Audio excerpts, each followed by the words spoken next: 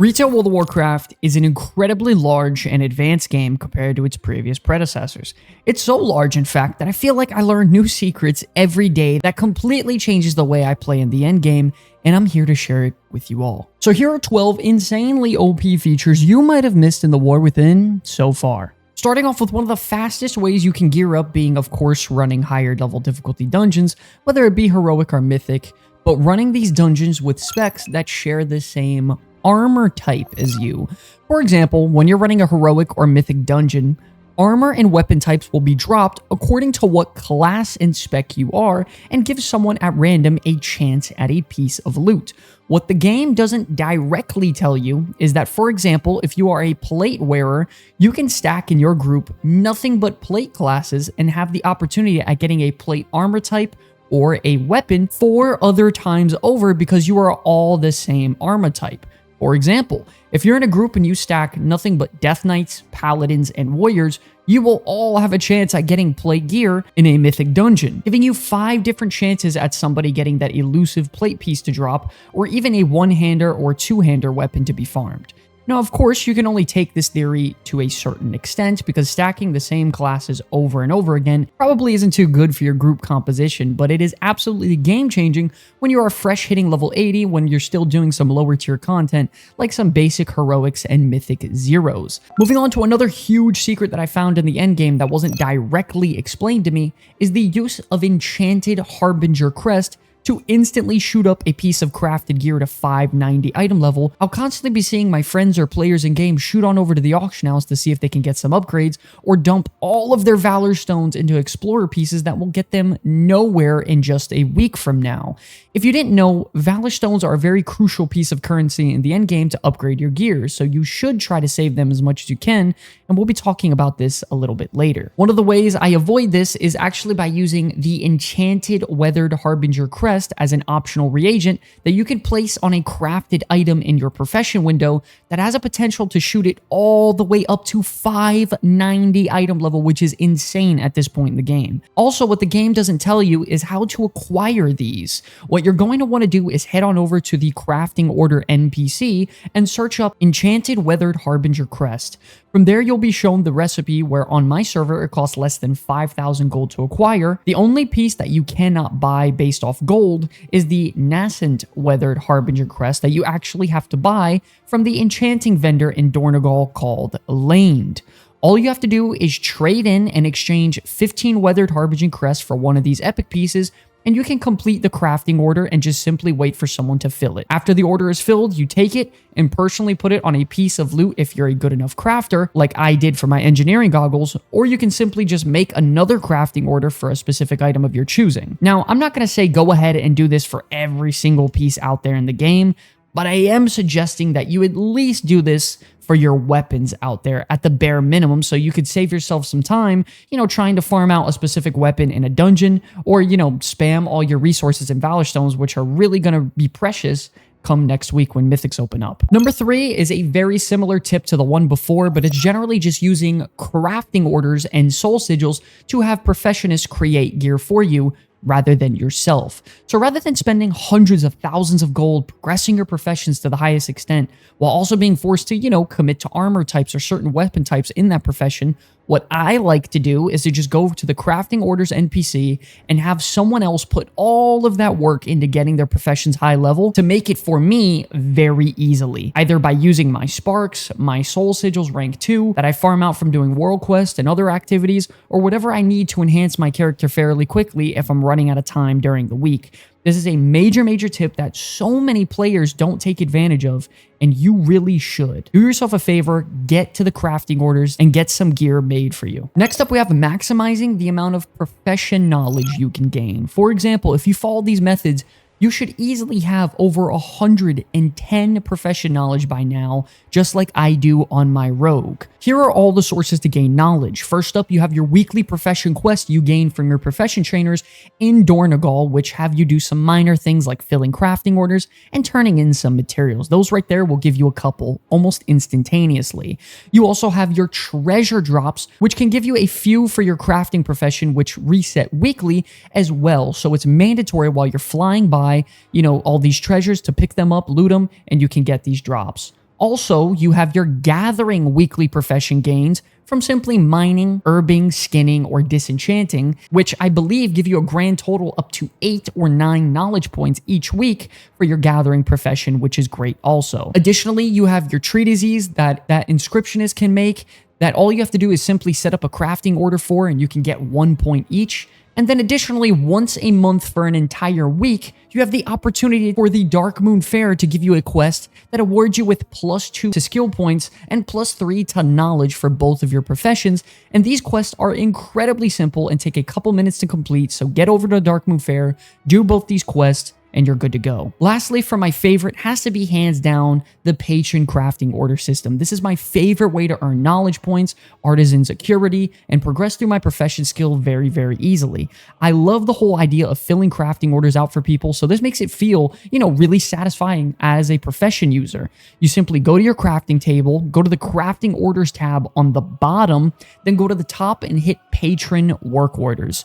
From here, these are NPC work orders that you can view and acquire rewards from for filling these crafting orders. And I'm not gonna lie, most of them aren't that worth it, but occasionally you will get some that reward you a ton of artisan security, up to 30, which is very crucial for crafting, as well as knowledge point gains, which I've been doing every single one of them to keep ahead of every other engineer. It's gotten to the point where I'm so far ahead on my rogue, I have over 115 points total in engineering, and I'm just instant procking max tier profession equipment and making a massive profit flip. It is literally printing gold right now, so make sure to fill these orders. Additionally, you also gain instant ginormous chunks of profession knowledge by spending artisan security at the vendor in Dornagal in the crafting hub.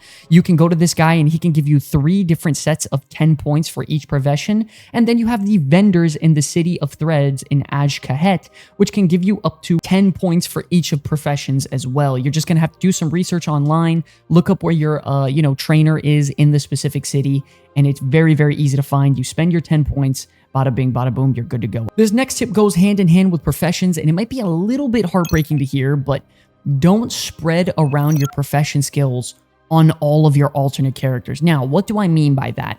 What I mean is that don't have one character for tailoring, one character for skinning and leatherworking, another character for enchanting, another one for blacksmithing. There's a lot of crap out there, and I found this to be one of the biggest mistakes I was making early on, and pretty much every other player is making right now. Rather than going hand in hand with some of my professions that I'm doing right now and boosting them up, I was completely restarting on other professions, and it was killing the amount of gold I was making.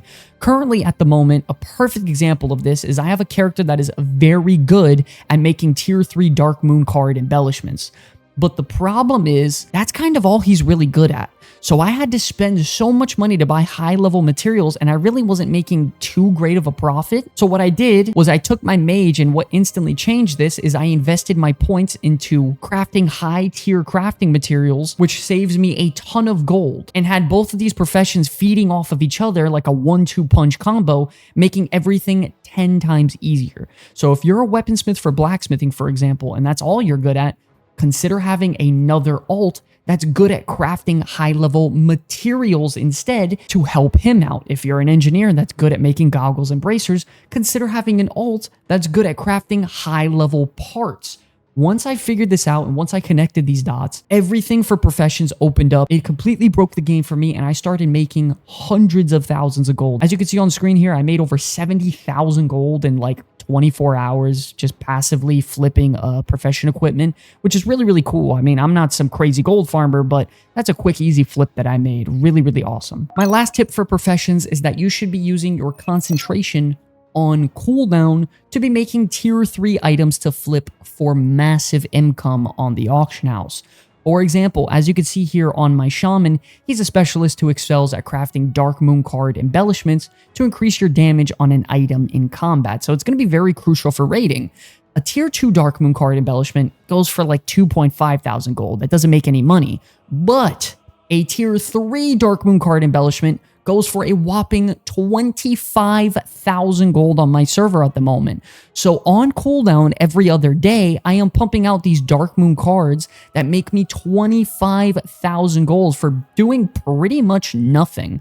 For every single profession, there are opportunities like this all over the place. So if you have a second, do a little bit of research on the auction house and view tier 3 items in your profession to see how much gold they are making. Then from there, you get the materials to at least hit it to rank 2, you use your concentration to boost it instantly to rank 3, and bam, you're making a ginormous profit. Another tip is to use concentration finishing reagents to greatly reduce the amount of concentration you use by like 8%, which is really, really good. This method has been single-handedly funding all of my alternate characters to get all their professions up and has worked wonders for me on my account so far since I don't buy wild tokens, so it's really, really great. Additionally, in the end game, a very large part of it before Season 1 is actually going to be going across all the zones and killing rares either for their renowned reputation rewards, mount drops, exclusive cosmetics, or powerful loot that can help you on a fresh level 80. The easiest way you can track these rares is also by using 2 add-ons called Handy Notes and getting the brand new War Within Handy Notes add-on that just recently released. These 2 add-ons make it incredibly easy to just open up your map, fly around, find these rare mobs, and knock them out. You can get a ton of rewards like Warbound Intel equipped items for your alternate characters, rare trinkets, weapons, items, cosmetics, and one of my favorite things is the reputation for your renown. I can literally get lost for hours doing this, as well as our next tip. It is going to be wax and treasures. Additionally, while you're out gathering your professions, killing rares, and doing world quests, something that is massively overlooked is simply looting treasures as well as uncovering disturbed earth wax piles as well. In these treasures, you can loot currency for your character to not only progress your character, you can also get rare materials that can sometimes sell for thousands of gold. Not only that, you take the disturbed earth piles that glow purple and highlight in the open world, you take the wax from them and turn them in for rubies that can instantly turn into gold. A quick example of this is me turning in these wax. I earned a total of 1,800 gold by just casually picking up things in the open world, which, you know, instantly it's not that much gold, but over time, if you continuously do it over and over, I mean, just doing this is going to be funding my consumables for raids every week, so that's a big win, in my opinion, and no one seems to be talking about it. I wouldn't turn these rubies into the crafting materials because that did get highly nerfed by like 65%. I just do it for either, you know, other currencies to boost my character or gold, so make sure you're doing that as well. Next up, we have your weekly quest condensed very quickly, how to do them, and where to obtain the quest. So many times I'm seeing people literally not even complete their world quest, and I'm wondering what the hell they're doing.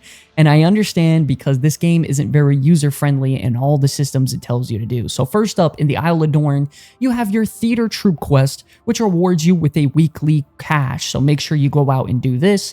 Next up, you have the Ringing Deeps, where you will do the Awakening the Machine weekly, where you will take on 20 waves of enemies in an instance, where you will earn a weekly cash as well as other minor chests to open. Then, like we said earlier, you have the NPC in the Ringing Deeps capital, which gives you a weekly turn-in quest to turn in wax that awards you with a chest, as well as a nice chunk of reputation for them also.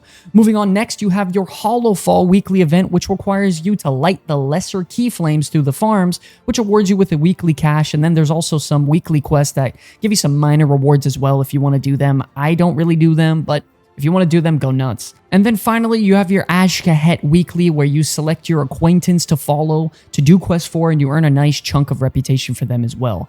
Honestly, these are all very straightforward quests that you just go throughout the zones. You need to complete out in the open world, so get out there, farm these treasures, farm these rares, and do these quests. When it comes to raw quests that you actually have to pick up, you have your weekly dungeon quest in Dornagal that you can get from Bjergoth to give you a massive amount of reputation for a specific renown of your choice. So definitely look ahead, see what rewards will be more, you know, fitting toward your character before you make the selections, and then go attack that. Additionally, if you really want to min-max, you can go to the Dark Moon Fair to increase your rep gain before you turn that quest in to get an additional 10% also. You also have the World Soul quest, which is another weekly quest that allows you to select a weekly task of your choosing.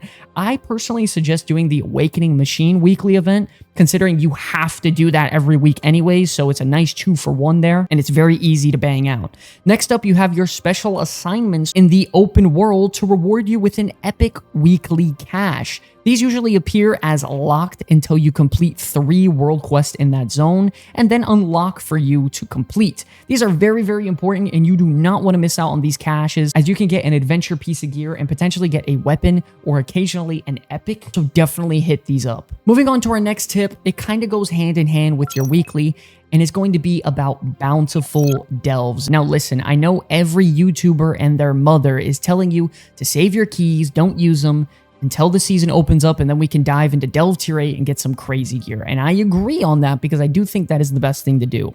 However, something a lot of players don't know at all is that by completing these Bountiful Delves and using the key, you also get a token worth thousands of reputation with a random renown faction in the War Within. Not only that, you're supposed to get up to 4 tokens in a week, pretty much assuring you that you will get all the reputations if that's what you'd want to do. Now, this isn't confirmed 100% from Blizzard that this is how the system works, so take the exact numbers and how many you're able to acquire with a grain of salt. Now, the reason why this is so important is because if you have alternate characters, this can be an insane way to obtain reputation for your main, or, you know, your 1 or 2 main characters if that's what you're doing. Typically, what I'm going to be doing right now is I'm going to be taking my Devastation Evoker into Bountiful Delves. Since I'm not really too interested in playing that character, I'm going to blast through these Bountiful Delves, get a ton of renown reputation to acquire some rewards for my main character. So if you have some alternate characters or maybe another character,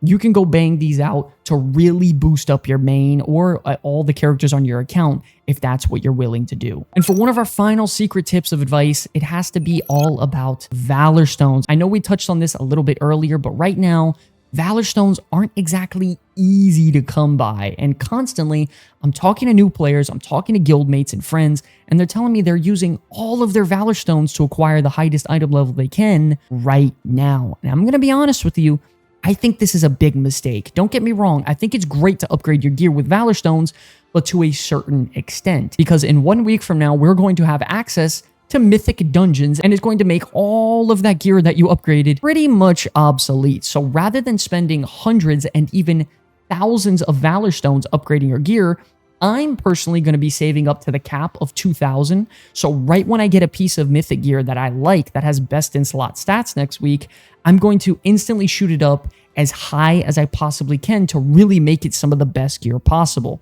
I just constantly see people spending all their Valor Stones on even Explorer level gear, which is a huge mistake, or even maxing out 8 of 8 Adventure level gear. And honestly, it just hurts my chest a little bit to hear, seeing them using all of their tokens where they don't have a lot of time to play right now because they're trying to min-max at this very moment.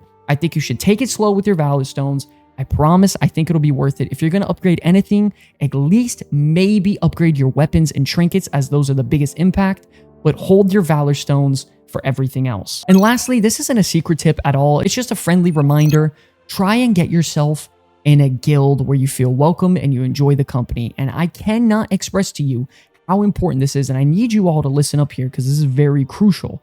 I'm coming to you as a friend and a content creator who actually cares. It is very important in an MMORPG to join a group of friends to connect with. It has completely changed the way I look at video games in general because I'm enjoying things with a community of friends to play and do things together. Playing the game solo feels very lifeless and it just sucks, man. I'm not gonna lie. I was doing that for so long, and I'm letting you all know right now, if you don't have a guild or you have a tough time making friends, I promise you aren't alone here. In the description below, we have our link to our Discord channel, and if for some odd reason that doesn't work, comment under this video asking for a Discord link and we'll send you a brand new one.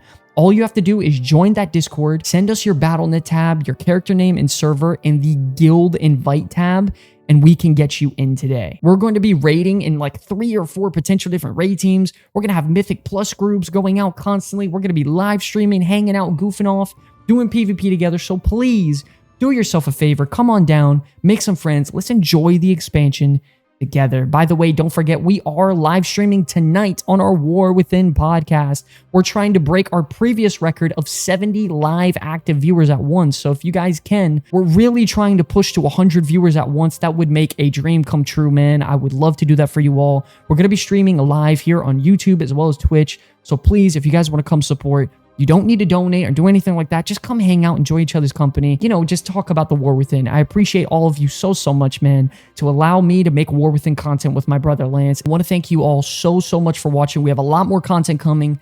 God bless every single one of you. Until the very end, my name is Sky from the Comeback Kids. I'll see you all in the next one. Peace. Hey, hope you enjoyed the video. Listen, if you guys enjoyed the content, we have a ton of other videos to help you get through the War Within, like these two right here. And since you're already here, do us a favor and hit that subscribe button to join the Comeback Kids family today, because every subscriber matters. Thank you all so much for enjoying the video. I'll see you in the next one.